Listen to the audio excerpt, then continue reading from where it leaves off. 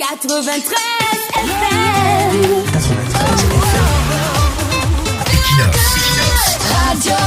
Bonjour, parfois pour savoir qu'un pays est dans un état de délabrement avancé, vous n'avez pas besoin d'être spécialiste des questions politiques ou alors vous n'avez pas besoin d'être un économiste chevronné. Parfois, on peut juste s'arrêter sur les mots sociaux d'un pays pour se faire une idée de la profondeur de son processus de putréfaction. Par exemple, votre avion amorce son atterrissage dans l'un des principaux aéroports du pays la nuit. Vous avez l'impression que vous atterrissez dans un village abandonné. Tout est noir, tout est lugubre. Si c'est en journée, la vue aérienne de la ville vous laisse l'impression qu'il n'y a que des petites cases perdues sous des manguiers et dans une poussière jaune ou blanche. Pas d'éclairage, pas de bâtiments importants. La nuit, les lumières donnent par endroits comme des petites torches. À l'aéroport, tout est cresté, sombre. Pas plus de 2 avions au sol. Au loin, vous avez 2 à 3 appareils abandonnés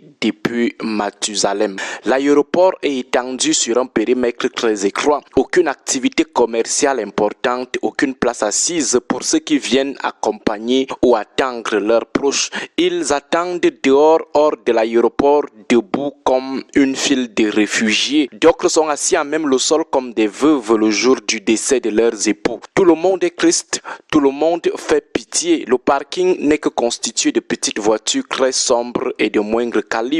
À partir de ces éléments, vous pouvez déjà savoir que ce pays, c'est l'antichambre de l'enfer. Vous comprenez du coup que vous venez de franchir la salle d'attente de l'enfer. Un autre exemple, vous roulez dans la capitale politique ou économique du pays, où vous voyez sur les murs de toutes les constructions en chantier, vous voyez les marques à démolir. Donc, presque personne ne possède une autorisation de bâtir, ou alors tous les travaux sont mal exécutés, n'obéissent pas aux normes, tout est à démolir. Vous comprenez que ce pays lui-même est à démolir. Mobilisons même des indicateurs que nous donne la santé et auxquels beaucoup ne prêtent pas souvent attention. Vous essayez de checker les types de maladies qui emportent les populations de ce pays. Vous réalisez que ce sont des maladies de la pauvreté, des maladies du stress, des maladies de la saleté. Une maladie comme le sida, c'est le fruit du vagabondage sexuel, soit à des fins commerciales, soit à des fins de dégagement de l'esprit. Les gens s'ennuient, le sexe devient un antidépressif, les gens sont pauvres et font des services sexuels une source de revenus. Une maladie comme le choléra, vous savez d'office que ce pays, c'est le cimetière de la saleté, le socle de la promiscuité, le tabernacle de toutes les défaillances hygiéniques.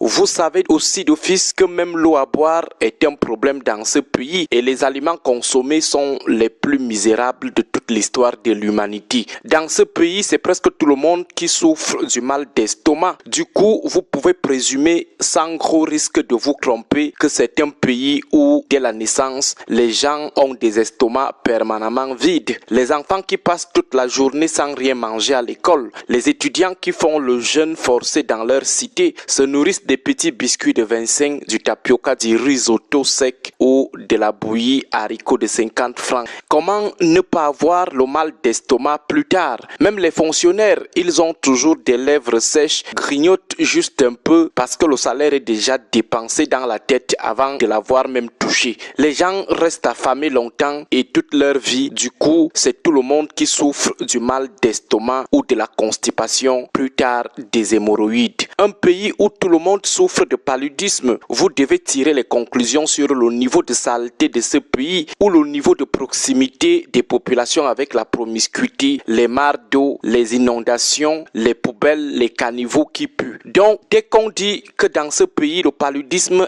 est l'une des maladies les plus répandues, concluez immédiatement que c'est un pays pauvre, une salle d'attente de l'enfer. Qu'est-ce qui cause le paludisme? Ce sont des moustiques anophèles femelles qui transmettent aux populations le plasmodium. On sait d'office que ce pays est un bassin de moustiques. C'est un vivier, un lieu propice à l'épanouissement des moustiques, donc pays poubelle. Vous avez un pays où tout le monde souffre de la fièvre typhoïde tous les 6 mois. Vous buvez les écorces, les mélanges les plus insoupçonnés soupçonné, la typhoïde revient toujours. La fièvre typhoïde est provoquée par des aliments ou de l'eau contaminée ou par un contact intime avec une personne infectée. Toujours la pauvreté, toujours la promiscuité. Nos amis de la diaspora des grands pays nous diront si toutes les maladies déjà citées sont aussi vulgaires là-bas. Vous avez un pays où l'AVC connaît une inflation. Les gens meurent de plus en plus d'AVC. Et pourquoi? Surtout les AVC hémorragiques. Parce qu'il y a de plus en plus de dépression et autres stress mental. Parce qu'il y a de plus en plus d'hypertension, de diabète.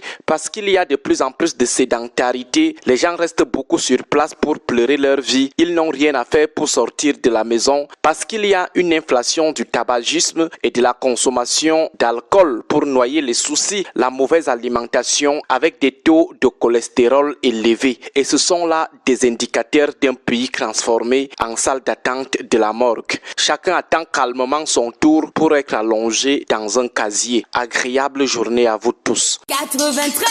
93 FM. Equinox. Radio.